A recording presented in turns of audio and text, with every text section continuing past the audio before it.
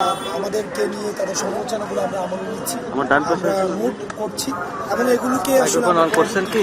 এগুলো পুনরাবৃত্তি যেন না হয় এগুলোর উপর আমরা কাজ করব এবং এনসিপি আসলে মানুষকে নিয়ে চলছে এবং গণমানুষের দিকে আমরা বিহারি ক্যাম্পে গিয়েছিলাম।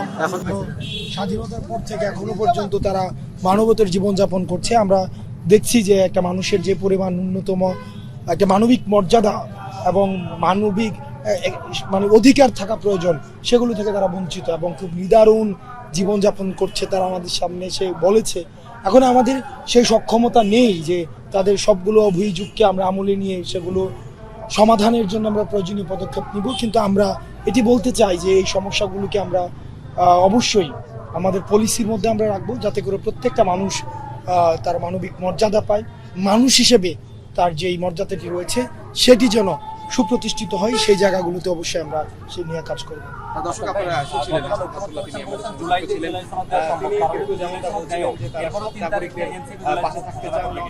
দেখেন, জুলাই সনদ এবং হচ্ছে জুলাই ঘোষণাপত্র এই দুইটির মধ্যে কিন্তু পার্থক্য রয়েছে। জুলাই সনদ হচ্ছে যে আমাদের পলিসির যে জায়গাটি, প্রত্যেকটি রাজনৈতিক দল ঐক্যমত্যভাবে যেই পলিসি যেই জায়গাগুলোতে ঐক্যমত্য পৌঁছাবে, সংবিধান সংশোধন, তারপরে হচ্ছে আপনি দেখবেন ওই যে সিস্টেমেটিক যে বিষয়গুলো রয়েছে, ফাংশনাল যে অ্যাক্টিভিটিগুলো রয়েছে, সেই জায়গায় যেই যতটুকু ঐকমত্য হবে সেটাইকে আমরা বলছি জুলাই সনদ।